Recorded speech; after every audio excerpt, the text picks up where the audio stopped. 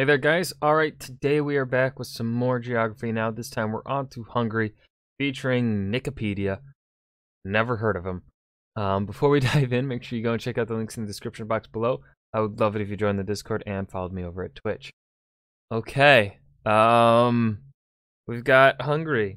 Ooh, only 11 minutes for Hungary, that seems a bit short.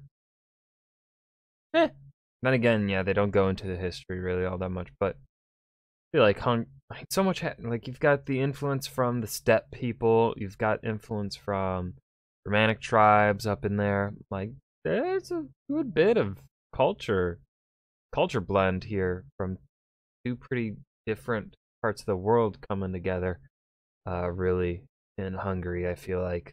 Then again, the Finland episode, which also has like that Nordic and then steppe people influence, also only was like 12 minutes or something like that. Anyways, rambling. Let's go ahead and dive right in. Have you ever had a strange neighbor that moved into your block with no relatives around, had a weird accent, and had weird decorations posted all over their yard? Yeah, that's basically Hungary. No, I haven't. It's time to learn geography. Now! Everybody say hi to my friend Nick. You may have recognized him as the charming scientist from Oh! America's Got Talent. Say hi, Nick. What's up, team? That's that guy. Yeah, I know who he is, actually. Fuck. Hey, so I knew Nick before all that stuff, and I collabed with him on his YouTube channel, Nickipedia, a while back. Check it out. Subscribe to his channel if you want. The video we did was really good. It was like micro to macro. It was a really sciencey concept. I thought it turned out great. So, the cool thing is, Nick is actually part Hungarian. He's super proud of it. He's been to Hungary, so today he's gonna co-host with me. Question, is there anything that I should know before we start? Yeah, basically just don't be more likable than me or have better abs and you'll be fine. Hey, Nick. Yeah? Hungary is so Eastern European, isn't it? Yeah, they hate it when you say that. And actually, Hungary is a landlocked country located in Central Europe, surrounded by 7 countries. The nation is divided into 19 counties, whereas the capital, Budapest, acts as a separate administrative entity. The largest cities are, of course, Budapest, Debrecen, and Szeged. However, the busiest airports are Budapest, Debrecen, and Győr International. Whoa, you totally just took the animation. Nick sounds like, every time he talks, he sounds like he's about to laugh. Narration. This is just a weird observation I have. Yes, I did. I like this guy. Now, you know me. I love border disputes, anomalies, and territorial confusion. And although today Hungary actually doesn't really have any of those, the interesting thing is that Hungarians like to claim that they are surrounded by themselves due to the fact that there are high concentrated areas of Hungarians that live outside of Hungary and neighboring nations. This is because before World War I, Hungary was like a lot bigger and had a kingdom that spanned all the way from the Croatian coast to a large chunk of what is now Western Romania. After World War I, the Treaty of Trianon cut up over 70% of the land previously held by Hungary and ceded it to its neighboring states, which effectively cut off about 1/3 of ethnic Hungarians still living in those areas. Some of the largest concentrations are found in what is today the southern regions of Slovakia and CK peoples in the central Transylvania regions of Romania. By the way, Nick, fun side note, the comedian Louis C.K. is actually part Hungarian, but the CK part isn't his initials, but the pronunciation derived from CK.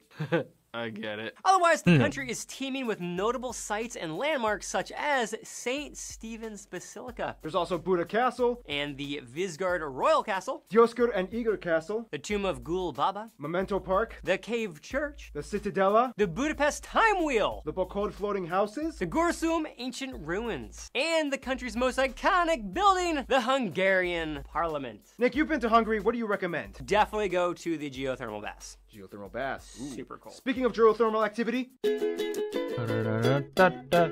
the more we progress through this episode, the more you're going to kind of see how incredibly distinct and set apart Hungary is from the rest of Europe. For one, most of the entire country lies on the Pannonian Basin, sometimes called the Great Hungarian Plain, nestled between the Carpathian Mountains and the Dinaric Alps, and the Balkan Mountains on every side. So basically, Hungary is a bowl. Yes, I know. Hungary, bowl, the pun possibilities are endless, but we don't got time for that. No puns this time. Goulash in the bowl of Hungary. Only about 2% of the country, mostly in the north, is at 300 or more meters above sea level, and the rest is mostly flat in the largest grassland in Europe, the Hortobol. Otherwise, the two main and largest rivers, the Danube and the Tisa, are like the lifelines of Hungary as they travel north to south. Just to skip away, the largest lake in all of Central Europe, Lake Balaton, sometimes referred to as the Hungarian Sea. The strange thing about Hungary, though, would have to be the geothermal springs that can be found everywhere. Budapest having more thermal springs than any other capital in the world. Nick, you're a sciencey type of guy. Tell them why there's hot springs in Hungary. Sure. It's strange because there are no direct fault lines or or rifts that pass through Hungary. However, the area lies on a thermal basin not too far from the Eurasian plate that harbors geothermal activity, much like Yellowstone National Park in the US. So what you're saying, Nick, is you don't need to be on a fault line to have geothermal activity, right? Yes, but most distant spots from activity are not too far from a fault line. Nonetheless, it's kind of like a volcanic blister on Earth.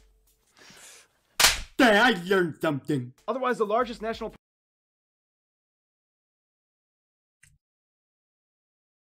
Damn it. park, Buk, has eroded limestone karst formations, and nearby, just to the west, you can find the tallest mountain, Kekes, only about 1,000 meters high. Hungary has some of the highest quality soil in all of Europe, with over 51% arable land. It allows them to grow a multitude of crops, their favorite one being paprika, or pepper. Paprika! Although popular all over the Balkans, paprika is always affiliated with Hungary and Hungarian cuisine. They put it on literally everything. Chicken, fish, soup, sausage, even cake. Speaking of which, some of the top Why? Hungarian dishes might include Poppy seed rolls, stuffed cabbage and peppers, langos, purkult, kurtushkalats, sour cherry soup, and the national dish everyone knows about, goulash, commonly pronounced goulash, which I ate at every Christmas. and keep in mind, almost all these dishes we just mentioned have paprika in them. Speaking of which, I was told you are not Hungarian unless you love Tururudi candy bars. To a Rudy. You love those? Huge fan. Oh, okay. Huge. Confirmed. So that's that. Hungary's land makeup. Now we reach the most strangest and most interesting part, the people. Hey, Nick. Yeah. Hungarians are such interesting Slavs, aren't they? And that, kids, is the #1 thing to avoid saying to a Hungarian. First of all, the country has about 10 million people and has the largest linguistically isolated people group in Europe. Hey, man. You good, dude? Yeah, never better. Now this is where things get a little tricky because, like we said in the Czech Republic or Czechia episode, the Hungarian census doesn't mandate racial identification upon registration. So what the report says might be a little different from what the actual numbers are, but what it does say, about 86% of the country is ethnically Hungarian, somewhere around 5% are Romani or Gypsy, and the rest are kind of unspecified. It's speculated though that the unspecified group is most likely made up of Slovaks, Romanians, Germans, Serbs, Poles, and why not, a few Greeks, Turks, Armenians, and probably some more Gypsies. Also, they use the Hungarian forint, not the euro, despite being in the Eurozone. They use the Type C outlet, and they drive on the right side of the road. Now let's Hear that, Britain? And other wrong countries? That's damn right, the bit continues. Like I said, every single episode now. I have to commit. I'm not a liar. I commit to the bit. It's the right side of the road. Means it's correct. Fix yourself.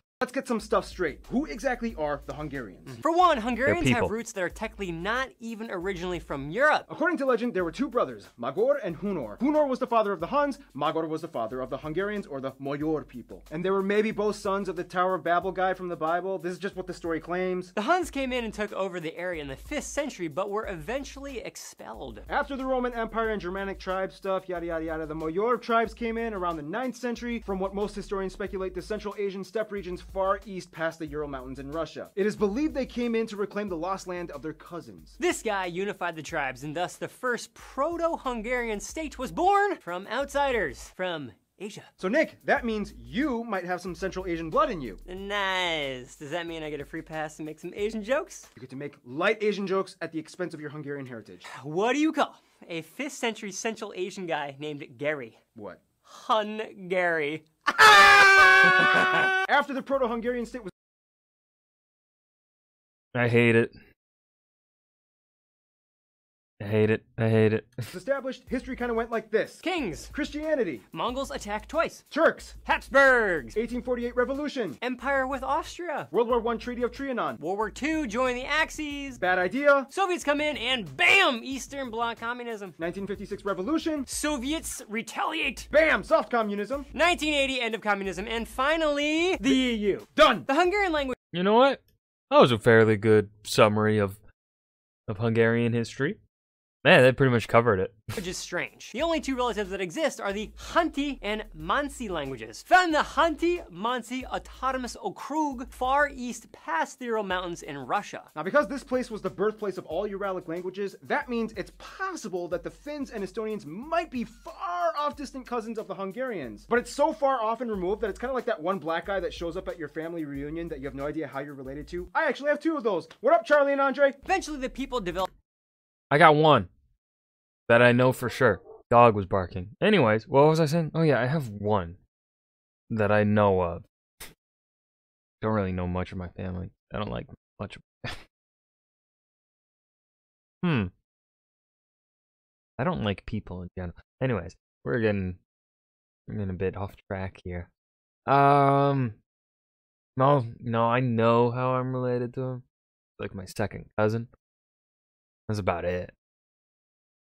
Anyways. Developed Hungarian Turism in the 19th and 20th centuries as a counter-movement against the domineering pan-German and pan-Slav cultures, or just Europeans in general, that surrounded them. It all had to do with embracing their identity that tied them with Central Asia. They take it pretty seriously. Some places even use the ancient Hungarian rovas, or runic script, on city billboards. In 2007, they even started the Kurultai, an event that invites Central Asian steppe nomadic peoples in the first week of August with the intention to bind closer with their far-off distant cultural relatives. People from Mongolia to Uzbekistan, even South Korea, show up every year and participate. Otherwise, Hungarian culture in itself today is saturated with unique customs and traditions. There are too many to mention, but some universal ones include splashing women with water on Easter Monday, or how on St. Nicholas Day kids put out their boots to get gifts, or how they throw lentils at each other on New Year's. Don't forget the Busho Mask Festival, or how a bride will get kidnapped at her wedding and the groom has to perform a task to get her back. What? The kidnappings, they're so beautiful. Yeah, just wait till we get to the Kyrgyzstan episode. One sport Hungarians love is water polo. They have the best performance at the World Water Polo Cup. Even though they are landlocked, they are amazing in the water. We're like ducks. Music has always played a huge role in Hungary since classic times to the modern Sziget Festival, one of the largest and most popular in all of Europe. Otherwise, some notable people of Hungarian descent might include people like Rubik Erno, Viktor Orban, Biro Laszlo, Robert Capa, Harry Houdini, John Van Neumann, Maria Turkis, Jaja Gabor, Bela Lugosi, although the Romanians might claim him too, as well as numerous scientists, artists, musicians, and athletes. Scientists, right here.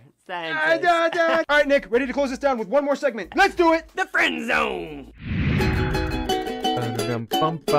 Now, Hungary might have an isolated culture, but definitely not an isolated social status. Definitely a popular kid. Yeah. First of all, they like to call Austria their brother-in-law, because even though things got ugly a few times, and yes, the Habsburgs did try to kind of Germanize them, so much history and cooperation has linked these two. They did even try. teamed up and opened their borders to East Germany to help the people escape to the west side during Cold War times. Now, despite the Ottoman times, Turkey is actually kind of the wild card friend that you wouldn't expect. Not only because they have distant technical ancestral lines, but Turkey also left its mark by leaving various historical sites and buildings in Hungary. They also take part in the Kurultai, and trade is cordial. Finland and Estonia are kind of like the new, curious, I guess maybe we're related cousins. They never really thought about each other until just a few centuries ago. They encounter maybe once a year and just kind of nod with a small smirk when they're in the presence of each other. Now, when it comes to their best friend, Nick, I've heard a lot of things from other Hungarians. Who do you think is the best friend of Hungary? Paprika. Countries. Oh! Poland! Yes! They even have a Polish-Hungarian Friendship Day on March 23rd. What? Both countries have shared ties since the Middle Ages. Their rulers often intermarried and exchanged headship. They fought numerous battles together side by side, supported each other's revolutions, struggled together under Soviets, and came out together even closer than ever. In conclusion, pretty much all of Europe has some kind of They were roommates, you could say. consistency in terms of land regions and people groups, but then you get this strange geothermal basin with Central Asian descended weird talking people that kind of just came out of nowhere who would eventually build an identity and story that would last through the ages. Stay tuned, Iceland is coming up next. All right, great, shoot. All right, let's man, get some great. lunch. All right, You Hungary? Nah! I was waiting for Barbie to put in his own puns. He was light on the puns this episode. Waiting. So that was Geography Now, Hungary. This was an okay episode. I don't know. I like Barbie's way of talking. But I also like that one dude that was there for a couple episodes. They haven't had him in a while. Because he was cooler than Barbie and more jacked. I really liked his way of delivering the information too. But the other people that they've had deliver information, I just don't vibe with. So for me, it's only those two people, Barbie and the other guy that I forget his name. But yeah, I hope you guys enjoyed. Remember to hit that like button and subscribe for more, and I will see you guys in the next video. Peace.